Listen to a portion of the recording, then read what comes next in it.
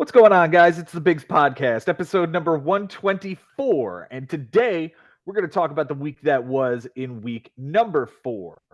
With me today, joining me from Astoria, Queens, and leading the Bigs in 2024, Jay Ferraro. Jay, how you doing today, my friend? I love that you're rocking the Ellie De La Cruz shirt, even though he absolutely destroyed you last week versus Frank. Yeah, I had to rock the Ellie De La Cruz shirt in honor of the win that Frank put up. Ellie put up 8 steals this week, and that won him the category outright. He has 18 on the season, from my understanding. That is leading the majors and absolutely ridiculous. No, it's incredible. And when the season's over, I wonder if that's going to be the best value pick of the draft. It's going to be in the conversation for sure. Yeah, I mean, this could be the last time we see him outside the first round for the next 5 or 10 years if this is really what he's going to be. Something like 25 homers and 40 plus steals. This is going to be a ridiculous season for him if he continues on this path. Jay, you faced off with Ben Nisman. Now we are going to cover that in the show that I'm going to cut with Jason and Ben here later tonight.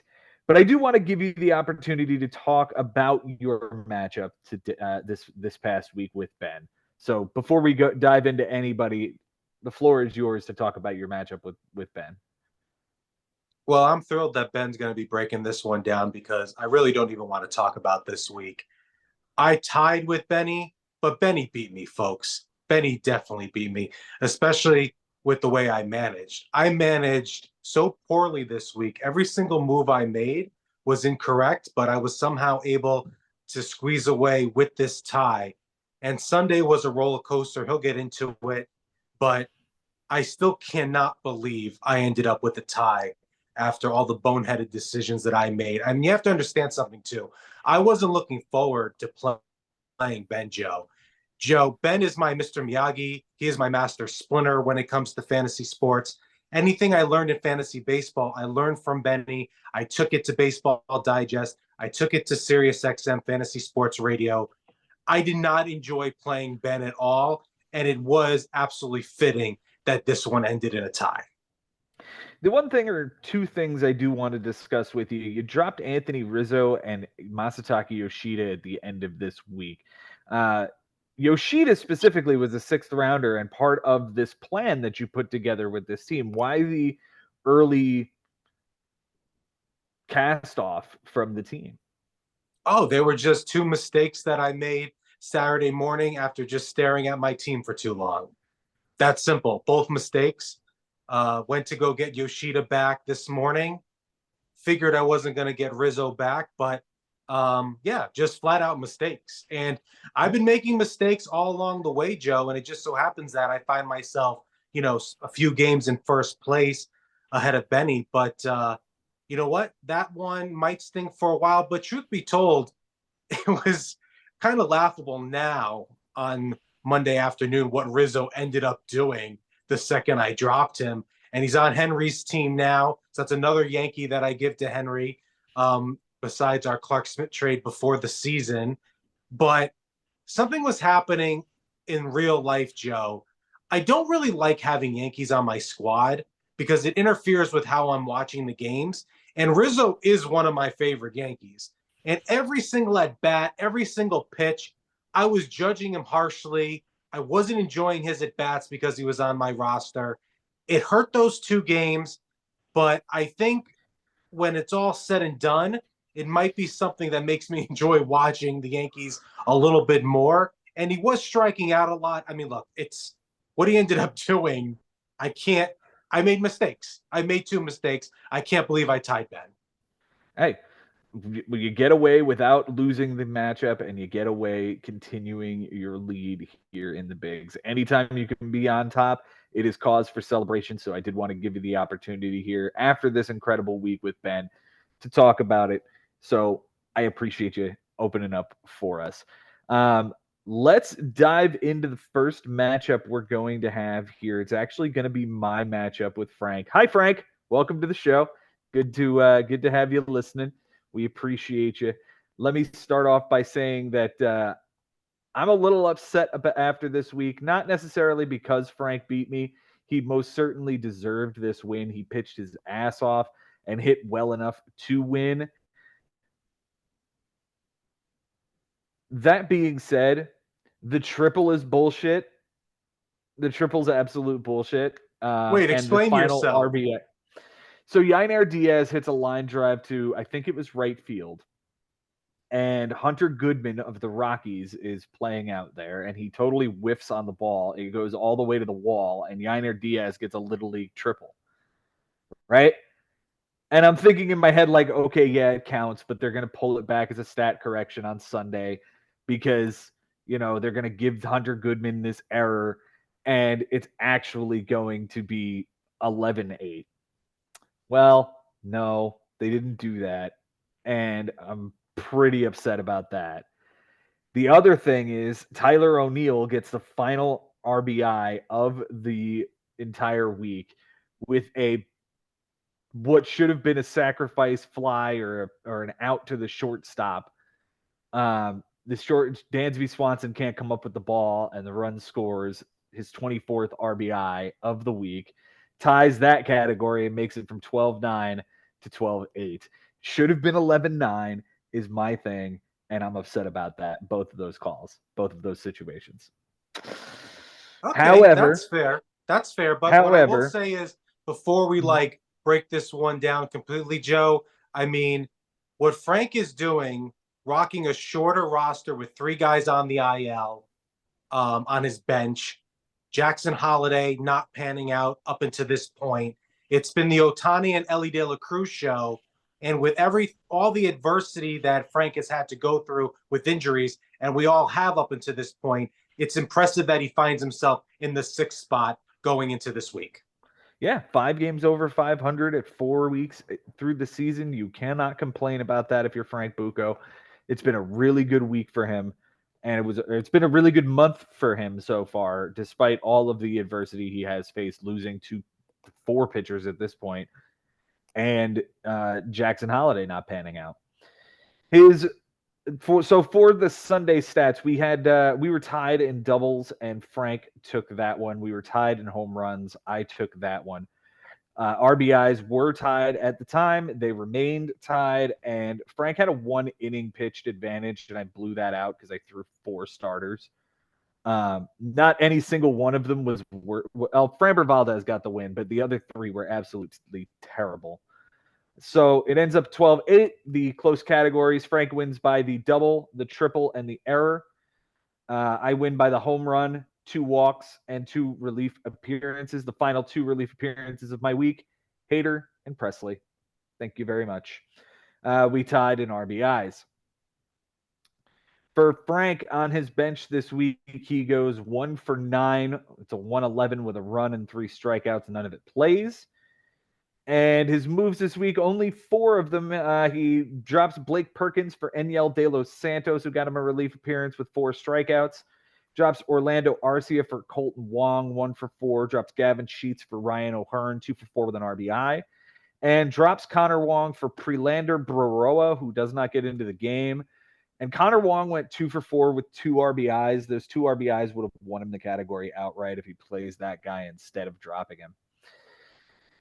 His MVP, man, you hit on the you hit it. It is Ellie De La Cruz, man, and this dude absolutely annihilated me this week in stolen bases. 208 with a 345, 5 runs, a double, a homer, 3 RBIs, 8 stolen bases, 5 walks, and 9 strikeouts. The least valuable hitter, we're going to give it to Marcus Semien with his 136 and a 208. A run, a homer, 2 RBIs, 2 walks, and 5 strikeouts. The Cy Young goes to Charlie Morton. 7 innings, 6 strikeouts, a walk, nothing earned, no 7-1. And his Cy Young is Sir Anthony Dominguez, who had 2 relief appearances, a loss of 21-60, and a 240.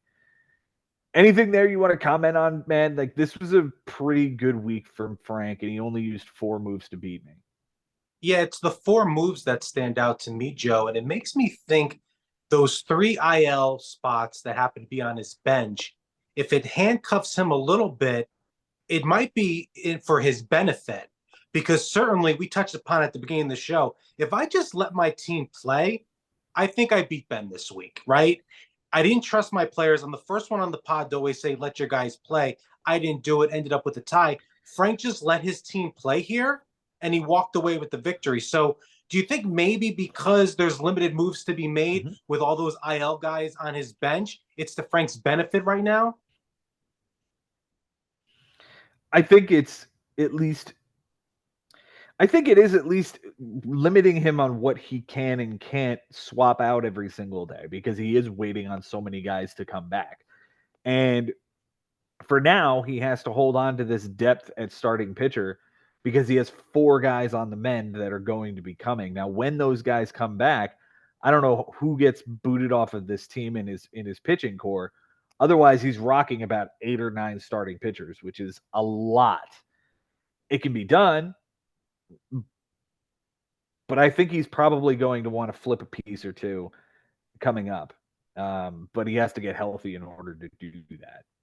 Yeah, and at any But given yes, moment, we to get your that to your Luzardo. question, right now I think it is to his benefit that he's is rocking a bench full of IL guys. It's working. I mean, at any moment, Luzardo might be somebody he has to say goodbye to if that injury is a little bit more serious. And also, going into this week, he might have the Orioles closer for an extended period of time. I don't know Mhm. how serious the Kimbrel injury is. He's on my roster. I certainly don't like it. But you have to imagine if Cano's obviously the first in line there. So that's a good look for Frank going into this week as well. No doubt. No doubt. He traded off Hader and Presley, and all of a sudden that deal doesn't look too terrible for him. Reynaldo Lopez is still pitching incredibly well. I was shocked with how well he did this week. 7 innings, a bomb, but a 129 and an 071. Like he has done really well so far this season. And whether or not it keeps up, who knows? But an 072 and an 088 across 25 in Seattle. Okay. Yeah, pretty good.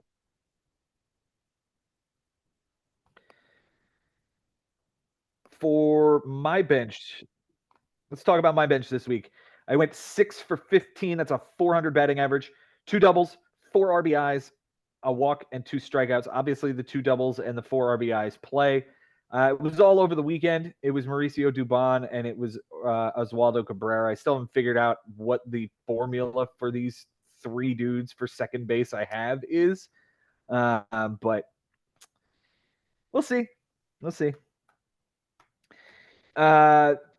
For my moves this week, I had to use all 10. And by had to use all 10, I woke up Monday morning and both Bryce Harper and Manny Machado were having children and were going to be out for the first half of the week. So that was fantastic. Wilmer Flores gets added to the team for Kyle Hendricks and Calvin Fauché. I then added Dane Dunning for 4 1/3, a loss, 2 homers, 3 walks, 7 strikeouts, an 831 and a 162 against Seattle. That wasn't very good. I dropped Flores, Smiley. I dropped Jose Abreu for DJ LeMahieu. Well, they were going to have him rehab in Somerset, and he played an inning and suffered a setback. So I had to drop him immediately. I picked up Michael Grove for a relief appearance. That was very nice. Picked up Landon Knack, 6 innings, a win, a bomb, 3 walks, 5 strikeouts, a 3 and a 1 against Washington. Dropped Dane Dunning for Simeon Woods Richardson, 5 innings, a walk, 6 strikeouts, a 360 and a 160 against Chicago. Dropped Woods Richardson for Gavin Stone, 7 innings, a win, a homer, 2 walks, 2 strikeouts, a 129 and an 057 in Toronto. That one was really dangerous. I didn't necessarily like that one, but I got away with it. Very, What very I dangerous. didn't, yeah, I didn't like it, but I felt like I had to. Like I had to get some length. I knew I was going to play Frank deep into starting pitching innings this week. So I had to get some length here. I dropped Landon Knack for Phil Maton, who blew up. And I dropped Colin Poche, who got injured, for Danny Colom, who might be the setup guy now in Baltimore. Like, he's the third guy in the back end of their pen now, so he gets a roster spot. Right. And then dropped Gavin Stone and Phil Maton for Stephen Kolek after the bell. Yes, I did use all 10. My key players this week, Edward Julian did, in fact, do well for me as my second base option this week. 381 with a 458, 7 runs, 2 doubles, 3 homers, 7 RBIs, 2 walks, 6 strikeouts. That's what I've been looking for. Been looking for a week like that from this kid. And I actually expect to have more walks in the future out of this guy. But this is my second baseman. Yeah. And I know how high you were on him in the off season. So this way here, it's working out for you right now, and it's great. And I know the Jose Abreu drop, that wasn't an easy one for you off of the 90 RBIs from a year ago. I know you believed in that guy, but it certainly was time to move on. Yeah, it's looking like Houston doesn't believe in this guy anymore, and they're bringing up the kid Loperfido to play first base. So if they're moving off of him, I have to move off of him too. Yeah, no doubt. And you're seeing that more and more with platoon situations, even with household names. It was something that factored in with the Yoshida drop, honestly. He's not, I mean, he didn't start 5 games in a row. And I was like, okay, so are we going to use him? And I realized there was a DH situation, but even then he was being benched. But that's my matchup. That doesn't matter. But you know what? Hard fought battle against Frank. And I mean, how could you ever predict that on Monday morning both Manny Machado and Bryce Harper would be on the paternity list? How does that happen? Congratulations to both of those guys for having children the exact same fucking day.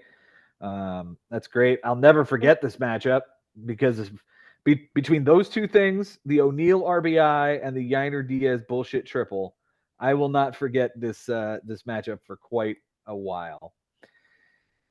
Now, my least valuable hitter this week is a combination of Jackson Churio and Kyle Schwarber, who combined for 25 strikeouts this week. Thank you so much for doing your part in the absence of the stars. You guys hit 148 and 143 respectively. It was not a good week for either of them. Okay, with My Kyle Cy Young, Schwarber, Joe, Kyle Schwarber, we know the deal, right? Bomb, strikeout, like you get that with him. Up until this point, speak candidly about Jackson Churio.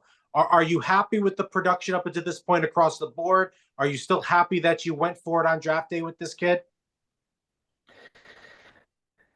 207, 4 homers and 4 steals. Like, I feel like this still could be a 2020 kid. I just don't like where he's been hitting in their lineup. He hits either 7th, 8th, or 9th anymore. There's no leadoff potential for him. Without Christian Yelich, it doesn't feel like this offense has anything for me to get excited about around him. But I feel like I'm married to him as my center fielder because I drafted him as high as I did. I'm not thrilled about it, but he is contributing enough to keep him on the roster. I'd love to find an upgrade, but I don't think that's going to be coming anytime soon. And Dubon is a suitable backup at this point. Yeah, no, I hear you on that. What do you think on Churio? Yeah. The Cy Young goes to Seth Lugo. 7 innings, a win, 2 walks, 9 strikeouts, nothing earned, and an 0.71. And the Cy Young goes to a combination of just about everybody between Brent Suter and his 15.43 ERA. Ryan Weathers gave me a 13.50. Colin Poche was bad. Dane Dunning was bad. Like, I didn't pitch well this week, but I got enough categories to get away with 8 total, and I'm happy that I'm just surviving, and I'm still 1 over. Yeah, and the Knack stream and the Gavin Still 1 Stone over stream worked 500 out. after 4 weeks. Oh yeah, that was good. Both of those streams were absolutely fantastic for me, and that helped me survive the week. I mean, there was a point where I had ERA, and it was like 313, and I was pretty happy with it, but I knew that I wasn't going to hold that. Look, Frank pitched to a 296 ERA. I'm not taking anything away from what he did on the pitching side. That was amazing. It was amazing. Oh no. And the He hitting beat side, a couple of the coin flips went his way, and some bullshit happened. Like, okay, I'm happy. I'm happy I got away with an 8. The stork got you good. You got by the stork. Yeah. Yep. Yep. All right, let's move on to the next matchup here. We're going to talk about Sherman versus Henry Collins. Wit and Schmitticisms against an 11-9 win over Kershaw for Passover. On Sunday, we see that the walks, Mike Sherman had a 3 walk by a pitcher advantage and ended up giving that up. So it ends up 11-9. Close category. Sherman wins by a relief appearance. Henry wins by 2 runs, a triple, and a save. The ties were walks by a pitcher. For Sherman on his bench this week, he goes 13 for 42, and that is a 310 batting average with 6 runs, 2 doubles, a homer, 5 RBIs, 2 stolen bases, 6 walks, and 13 strikeouts. He did not make a single move this week. He only dropped Gavin Lux, which is interesting because that guy was a part of the big trade before the season. But Gavin Lux is not getting the playing time, so you have to believe that this was a justified drop. Up until this point, yeah, he's also had to say goodbye to DJ LeMahieu. Very interesting. He didn't make any moves this week. Still put 9 wins on his side of things. But, Gavin Lux, yeah, that was the first blockbuster of the season with Benny, CJ Abrams. And now that guy finds himself on the wire. And until he gets things going, he's just going to be a streaming darling. On a light day, someone says, all right, let me take a chance in that Dodgers lineup. Maybe eventually, once he starts to find things, he'll end up on somebody's bench. But yeah, it's very surprising that this guy had to go. But it's the bigs. Sometimes you got to say bye to people. Sometimes you got to boot the right guy off your squad. This week, Sherman's MVP is Eloy Jimenez of all random people. 300 with a 364, 3 runs, a homer, 2 RBIs, 2 walks, and 6 strikeouts. The least valuable hitter goes to literally everyone else. Everybody did something, but he hit 183 total. So take your pick, whether it's Spencer Steer and his 3 steals, but an 083 batting average. Cedric Mullins with his 2 steals, but an 087 batting average. Jake Fraley didn't get a hit. Jorge Polanco didn't get a hit. Nolan Jones looks like a mess, and now he might be missing some time. It's all terrible. It's all terrible right there. The Cy Young goes to Derek Law's 4 relief appearances, 5 2/3, 2 wins, 10 strikeouts, a 159 and a 106. Who? Okay. Wow. Just a random middle reliever on Washington that just had himself a week. Mm-hmm. Very nice. Very nice. The Cy Young goes to Abner Uribe, 2 2/3, a loss, 4 walks, 4 strikeouts, a 1688, a 225 across 3 relief appearances. Tyler Holton also had a 135 ERA and a 9 whip across a third of an inning. And Logan Allen had a 7-1 across 4 thirds with a loss. Over on Henry's side, on his bench this week, he goes 10 for 42. That's a 238 average with 4 runs, 2 doubles, 2 RBIs, 6 walks, 6 strikeouts. None of it plays. And his moves this week, he used 7. Added Chad Green on the IL, dropped Matt Moore for Bowden Francis, 2 innings, a 1 whip, and a relief appearance. He added Cole Winn for a clean relief appearance, Michael Lorenzen for a bad start against Cincinnati, JP Sears for an even worse start in Baltimore. Added Sam Mole and Richie Palacios, who went 2 for 4 with a strikeout. He did, however, drop Jared Kelenic, and that's another interesting name to see hit the wire, so I wanted to take a moment just to talk about that particular guy. Any interest there in Jared Kelenic in that Braves lineup? I'll pull up his numbers here momentarily. I know they're not very good, right? So, but he has the triple eligibility, just like with Gavin Lux, because of the lineup. He's going to have some value when it comes to a lighter day. Perhaps, you know, he has himself a good week. He finds himself on someone's bench and you utilize him. But right now, what the numbers say that he's a waiver wire guy. Mm-hmm. He's splitting time with Adam Duvall as well, not really playing against lefties, and I think that's starting to eat into his playing time altogether. So I don't blame Henry for coming off of that guy. Just didn't work out, and it looks like this guy's a busted prospect after all. So happy trails to you. His MVP You couldn't this week, say that again. any more smug coming from being a prospect that the Mets had. That was insanely smug. That's fine. That's just fine. I could be smug when it comes to this guy because you know what? We ate a lot of shit for that trade. And especially when it comes to, adding in the Robinson Cano factor of this thing, like we ate a lot of shit for that deal. And now this kid is absolutely just a bench piece on somebody's, on the Braves. Like, no, you will not beat us. You will not be the next, prospect that comes along and we end up eating shit for him. No, finally, one of them busts out and isn't anything. Thank you. Anyway, his MVP this week is Bobby Witt Jr. No, you don't say, Joe. You don't say. Yeah, 333 with a 345, 3 runs, a double, a triple, 8 RBIs, 4 steals, a walk, 6 strikeouts, and an error.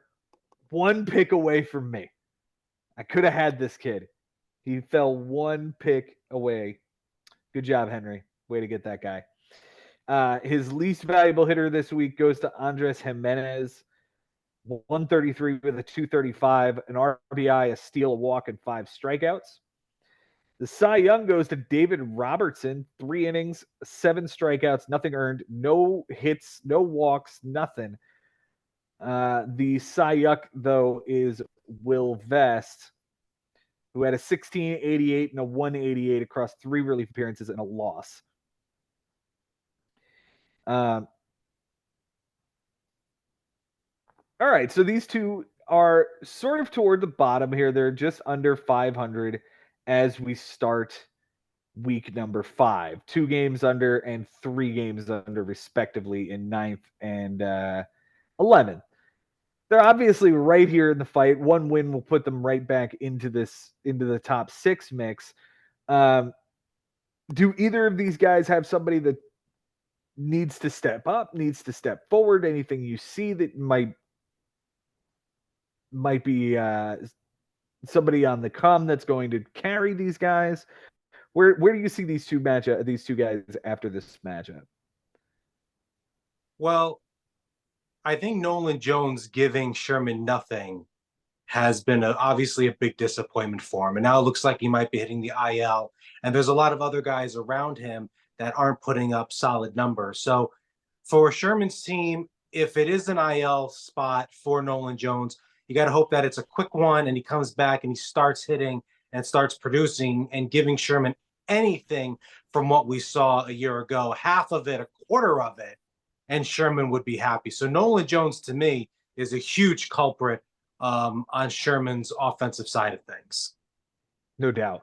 4th round pick, number 51 overall, went just after Mike Trout, of all people. And the guy's hitting 170 and is now hitting the IL. Talk about big fat bust in the middle of the 4th round. And I'll be honest, Jay, we were talking about in the offseason, man, like it just didn't make sense. None of it made sense. We were like, this dude hasn't done a thing, and he's going around Mike Trout. This screams bust all over it.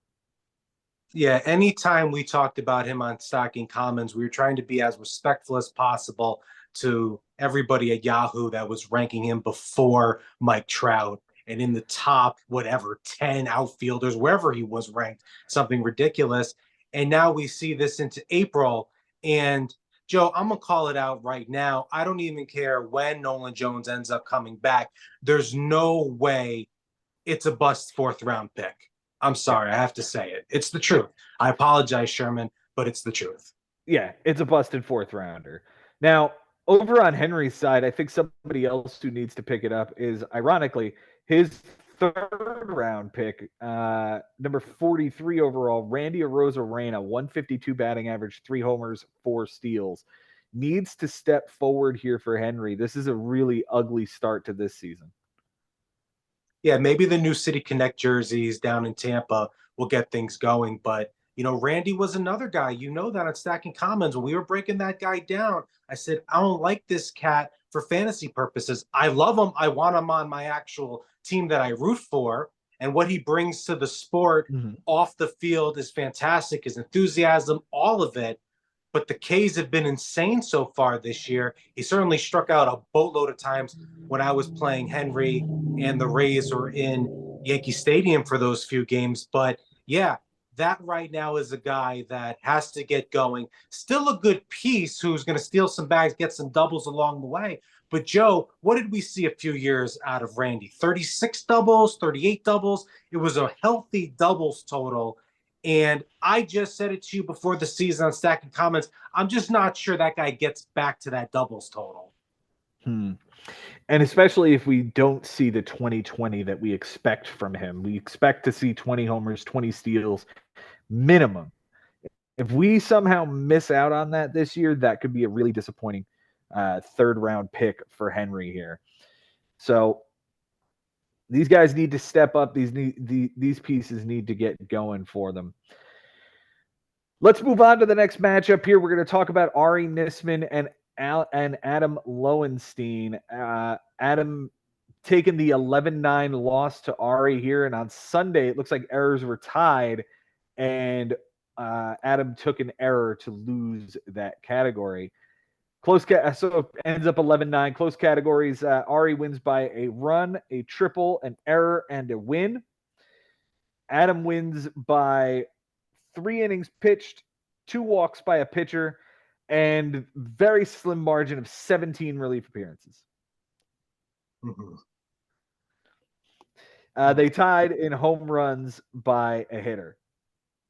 It's so funny, the relief appearances, Joe. Ari versus his brother, are the total opposite end of the spectrum when it comes to relief appearances. The Nismans are completely different. Oh, yeah. But if we look back in history, Ari was the first one to be the bullpen-centric team. And he actually holds the record for most saves in a season by anybody. I don't know the number off the top of my head, but I digress. Like, Ari started that. Ben is just carrying the torch to its newest and highest levels. For Ari on his bench this week, Jesus Christ, he went 25 for 98. That's a 255 batting average. 14 runs, 9 doubles, 3 homers, 18 RBIs, 2 stolen bases, 6 walks, and 31 strikeouts. The 9 doubles plays, the 3 homers plays, the 18 RBIs play, having lost RBIs by 5, and he benched Cedeno Rafaela on Saturday, who went 4 for 4 with a homer and 7 RBIs in that game. So that play alone. Wait a second. Stop. Let's stop for a second. Ari, I'm a little saucy today after this matchup against Ben last week, right? I didn't even want to necessarily talk about the bigs, but Ari, why do you have so many guys on your bench? Why? It doesn't make sense, bro. Look, I feel like you draft that guy, you don't want anyone else to have him, right? I get it, what have you, but you just don't need 6 guys on your bench. I mean, you won this week, regardless. You beat Adam. Mm-hmm. You know what? So that's a big deal. That's not going to be overshadowed here. But, look, we'll see. I'm playing you this week. We'll see what happens. But what are you doing with 6 guys on the bench? Joe, am I wrong, Joe? Joe, am I wrong? You're not wrong. You're not wrong. We've seen it work in the past. He made the playoffs in 2022. He made the playoffs in 2020. He made the playoffs in 2018, right? So we've seen it work before, but this is one particular machination of this strategy that just isn't working. And it's very obviously not working in the first month of the season. Now, it is still early. There is no guarantee that this is how it's going to go the rest of the season. But when you leave this much shit on your bench and all you're doing is sacrificing relief appearances, because listen, he won saves. He won saves walking away. He had 4 relief appearances. He had 4 saves. What else could you possibly want there? I don't know. I don't think the long bench is going to work this year, especially as deep as this league is. He only made 2 moves this week. He added Jonathan Cannon for a terrible performance in Minnesota, and he added Albert Suarez for a shutout appearance against the Angels at home. 5 2/3 with the win and 5 strikeouts. He dropped Louis Varland and Ryan Feltner. His MVP this week is Rafi Devers, who hit 500 with a 565 on base percentage. He hit 500 for the week. 5 runs, a double, a homer, 2 RBIs, 3 walks, and 6 strikeouts. Cal Raleigh is the least valuable hitter, 125, 176. 2 runs, a homer, 2 RBIs, a walk, and 10 strikeouts. The Cy Young goes to Sonny Gray. 6 innings, a win, 9 strikeouts, 3 walks, a 150, and a 117 whip. And the Cy Young goes to Jonathan Cannon that we talked about earlier. He had a mess of a start. It was 3 2/3, a 14.73, and a 2.73 against Minnesota. Terrible.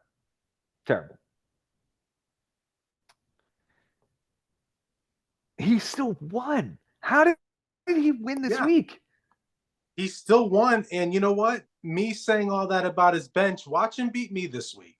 Watch somehow, he finally puts Giancarlo in, and Giancarlo, hits 4 bombs at Camden Yards this week. Something crazy. Mm-hmm. Mm-hmm. All right. Adam didn't pitch very well. He pitched to a 631. His whip was terrible. He did take innings, walks given up, and relief appearances. So at least he took 3 on the pitching side to mitigate the loss. But man, this is, if you look at your schedule, and right now Ari is pitching very poorly overall. So I mean, a 417 is pretty good this week from him. For Adam on his bench, he goes 9 for 24. That's a 375 with 4 runs, 2 doubles, a homer, 6 RBIs, a steal, and 3 strikeouts. The 4 runs plays, he lost that by 1. The homer plays, he tied that category. And I mean, he hit 310 and 375 on the bench. So he was absolutely tearing the cover off the ball this week. Yeah, and he brought in a lot of good guys off the wire as well. And the Jojo Romero claim, that's going to be a good claim for him. That's a good guy to have in his pen. So he manipulated the wire really well this week. It just so happens that, Ari got the win. I don't know. Ari got the win. I don't know what to say. Like two triples. Is that what we chalk this up to? Like, if I'm Adam and I'm sitting here going, how did I lose to the last place team at this moment? Like, I already was kind of under the gun, losing a little bit to start the season, but this particular loss is, for me, a bad loss for Adam. This isn't a great win for Ari. This is just a bad loss for Adam. His moves this week, he added Whit Merrifield for Graham Ashcraft. The Jojo Romero waiver claim you mentioned, he dropped Lucas Sims. Added Jamison Tyon, 5 2/3, a win, 2 walks, 4 strikeouts, a 159 and a 159 against Houston, which is surprising. But Houston has been very bad out the gate here, so they might be somebody worth streaming against right now. He dropped Steven Matz for that guy. He added David Fry over 2 with 2 walks for Whit Merrifield, and then dropped Fry for Jonathan India. India is an interesting piece that ends up here. I was half tempted to do it myself, but that would have given me a fourth second base option, and I wasn't really keen on that. What do you think of Jonathan India? Waiver wire fodder till further notice. Really? Just how it Okay. is. Yeah. I mean, let him stick on your squad, see what could happen. But I get why he was dropped. And, has he done anything to this point up into the season that makes you go, okay, I feel comfortable with him being my everyday second baseman? Yeah, I mean, I guess it depends on where he's hitting in their lineup. If he's hitting around Ellie De La Cruz, I guess that's kind of exciting to have. But otherwise, yeah, since he's not tremendous, I don't. It's just a name that I seem to remember people being very, very high on a few years ago, and now it's just shocking to see him on the waiver wire fodder. Oh, it is. And anytime a name got dropped early on, whether it was Austin Hayes, Jorge Soler, DJ LeMahieu, you and I would text each other, go, oh, this guy hit the wire. And we weren't even necessarily interested in adding them to our squad. It was more about that name hits the wire. But in the Mm-hmm. end, what are we doing? It's a numbers game. We're playing a numbers game. We're just trying to put more numbers on the board. So forget the name, forget what the guy did 3 years ago, forget what the guy necessarily did last week. You know, um, it's about getting more Mm-hmm. stats than the guy you're playing in that given week. That's all it's about. So, you know what? A former top prospect, somebody who had a lot of, draft day value at one point. This is the year 2024, April. That's all that matters in fantasy baseball. That's right.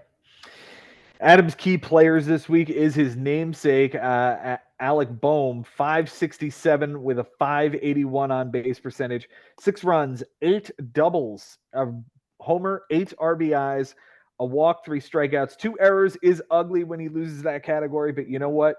The 8 doubles and the 8 RBIs are certainly very nice.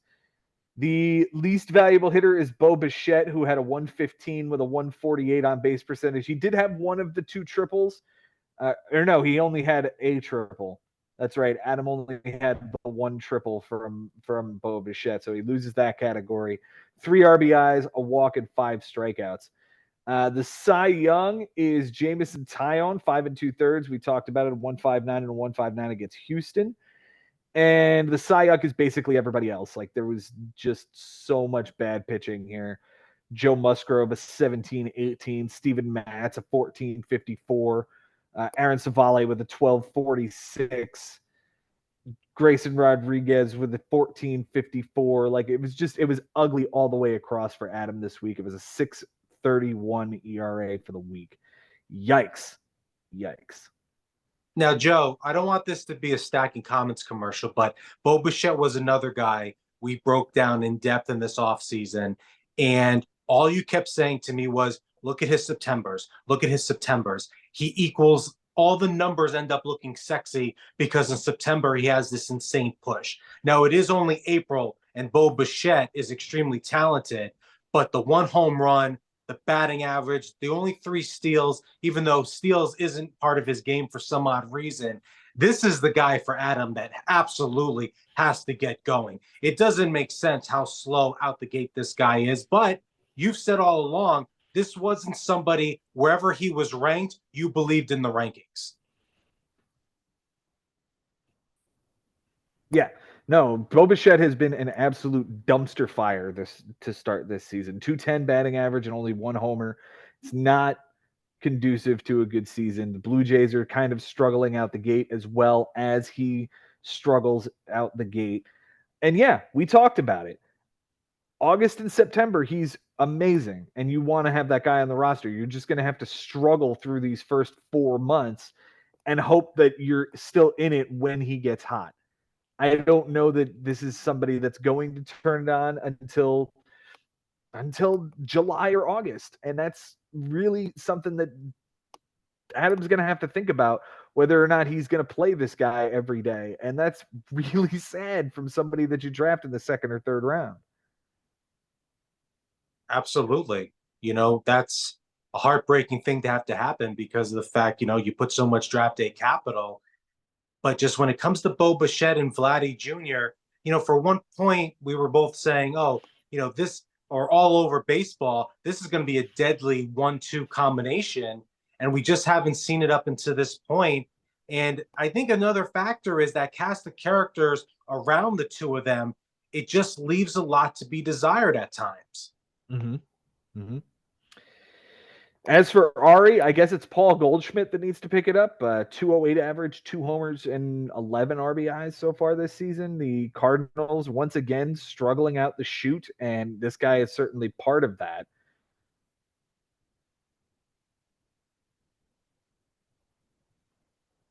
Goldie, there'll be a conversation about the Hall of Fame at some point. Whether that's going to happen or not, we'll see. But he's not getting the production out of that guy. And, this was only a few years ago. This was an MVP. But the Cardinals have just had a lot of issues across the board for the past few seasons. And right now, if you have any stock in Cardinals players, maybe aside from Sonny Gray, I'd be a little bit concerned. I would be too, especially with Paul Goldschmidt struggling as much as he is. This is the guy they've built this team around, and he needs to get it going and needs to get it going in a hurry. Ari could always put Andrew Vaughn at first base. He could put Ryan Mountcastle at first base.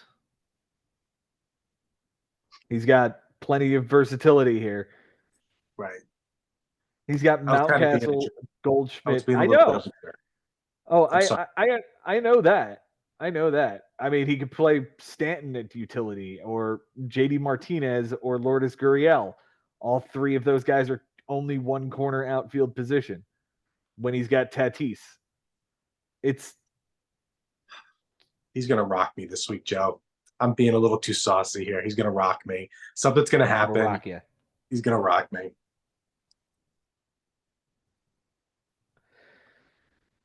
All right. We'll see. We'll see. Okay.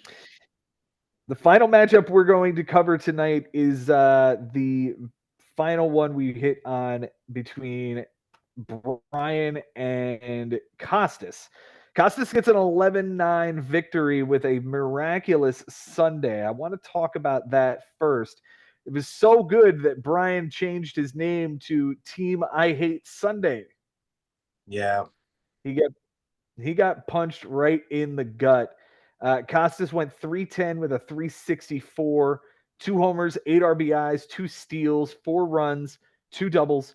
And on the pitching side, 15 2/3, a win, a save, a 287, a 109, 4 relief appearances, and 20 strikeouts. So all of that in perspective to talk about the fact that on Sunday, Kostas, Bryan led by 13 ticks on the batting average. Kostas took that. Bryan led by 11 ticks on the on-base percentage. Kostas took that. Bryan led by a steal. Kostas tied that. And Bryan led by 11 strikeouts by a pitcher, and Kostas took that by 5. It ends 11-9. Kostas wins by 2 runs, a triple, a homer, a steal, 6 ticks on the on-base percentage, and 5 strikeouts by a pitcher. Lebo wins by 3 doubles, a win, and 3 relief appearances. They did not tie in anything. For Kostas on his bench, he goes 3 for 23. That's a 130 with over 3 runs, 3 RBIs, 3 walks, 7 strikeouts, and an error. None of it plays.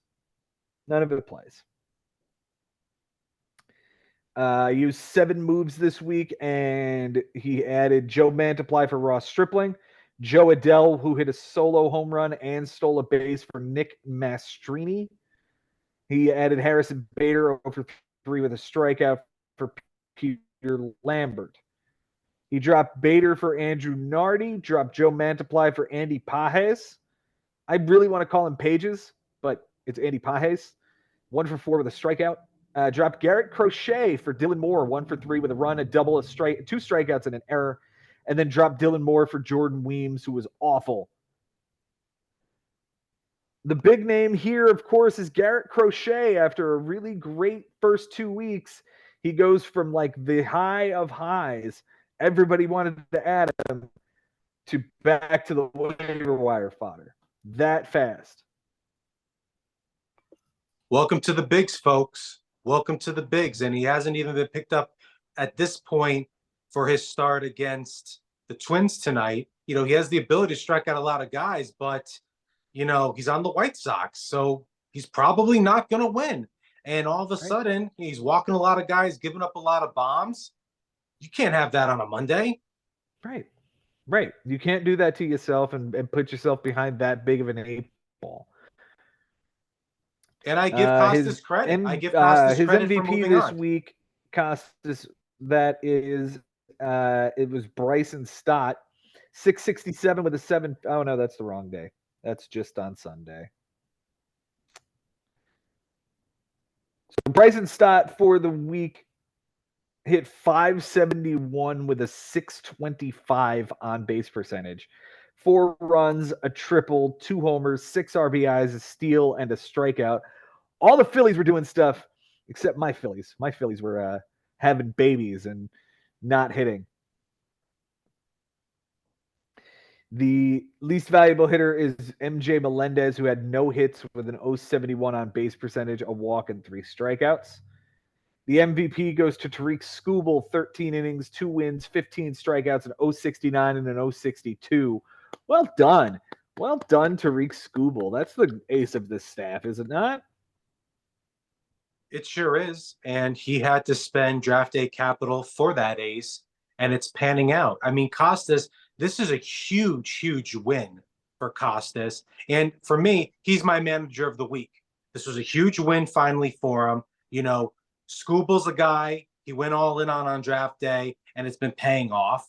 You know, throw away that White Sox pitcher that wasn't benefiting anymore. That wasn't an easy thing to do after the success early on in the year. And then Stout, a guy who hasn't been doing anything up to this point, really, was his MVP. So, I mean, really impressed with what Kostas had going on this week, manipulated the wire, and good for him for getting on the board. I feel bad for Bryan, though. He's had a lot of Sundays like this. When we were playing each other a few weeks ago, same thing happened. I feel for him. There's a lot of things on his roster that just haven't been working up until this point. He has those 2 aces in his back pocket, but this was some matchup this week. Yeah. Kostas' Cy Young is Garrett Crochet, no longer on the team. 4 innings, a loss, a bomb, 11.25 and a 2.25. And I'm kind of shocked that he hasn't been picked up for anything just yet. Maybe somebody's going to grab him right before the start of the game. Or if he does well, he gets added for next start. But we'll have to wait and see. The White Sox have won fool's 3 gold, in a row. That's fool's gold. Anytime you do that, most of the time it bites you in the butt. Oh yeah, it just no does. Doubt. Yeah, you had a guy who threw a no-hitter, Ronel Blanco, for example, and all of a sudden Ronel Blanco is a terrible example. But yes, most of the time you add that guy, the next time he goes out there and throws 4 innings and gives up 8 earned. If you think you're being smart in the bigs, a lot of times you're being a fool. And I mean, I think the reason why this guy hasn't been picked up, and there's other names like that floating on the wire that you go, oh, this guy should maybe be rosterable, it's because of the amount of injuries. Who doesn't have an IL guy rocking on their bench? Most clubs do. I certainly do. We talked about Frank. You do. I mean, I'm good for right now. Oh, you're good right now. Oh, right, because you traded away Walker Buehler and then you I'm said goodbye. Right Okay. That's good. And Framber came back. So Yeah. Garrett Cole's the only one on the IL right now. Wow. Look at that. Yeah. That's pretty good. It cleaned itself up rather nicely. And I just wait for Cole. Here I come. Oh, he ain't done, folks. I know this man really well. He will make another trade that makes us all go, damn, Joe's on his way. And you know that push is coming. You know Cole and Valdez. Joe's just getting started, folks. Just getting started. But you all know that. I don't have to tell you that. Right. Well, I hope to find another trade partner, but realistically, I'm kind of happy with what I've got right now.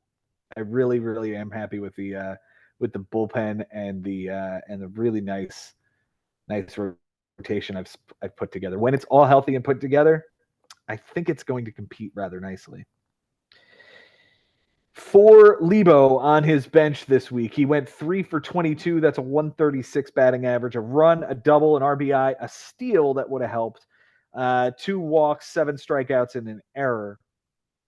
He did, in fact, use all 10 ads this week.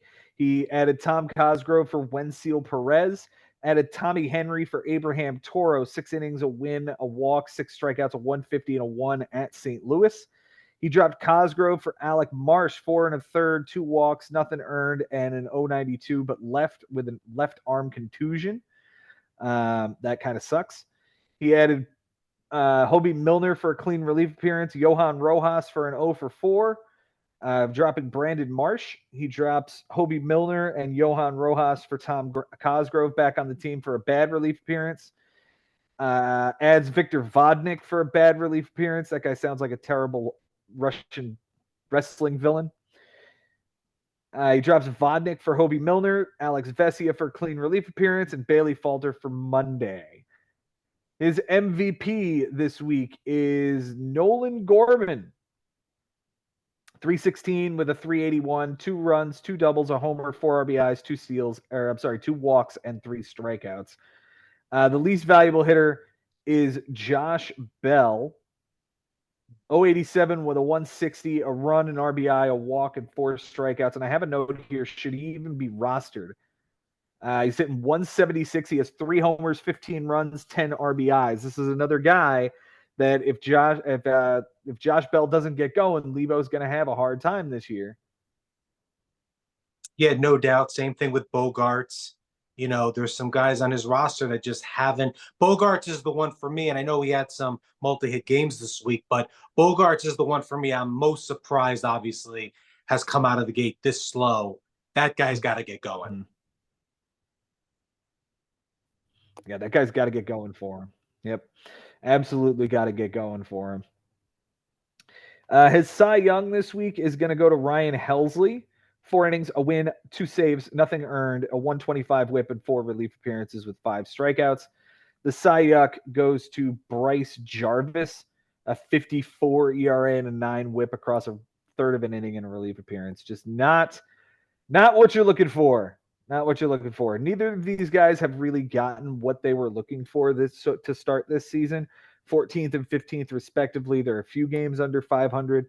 There's no reason to slam the panic button yet, but it certainly is disconcerting, especially for Bryan, who hasn't won a week this season, and had this one very close this week, only to have Sunday ruin it for him. Sundays in the bigs be like that. You know, he has Alvarez on this club doing all that he can. You know, he has Josh Naylor just being absolutely all world this year. It's just on Sundays, it takes this left turn for him, and it's hard to come back from. And Joe, I got to be honest here, this guy who is his Cy Young, I don't even know who that is. Neither do I. I don't know what team he plays for, and it's one of those situations where, oh, you found a reliever that hasn't pitched in a couple of days. You threw him on your roster and just absolutely shits the bed for you.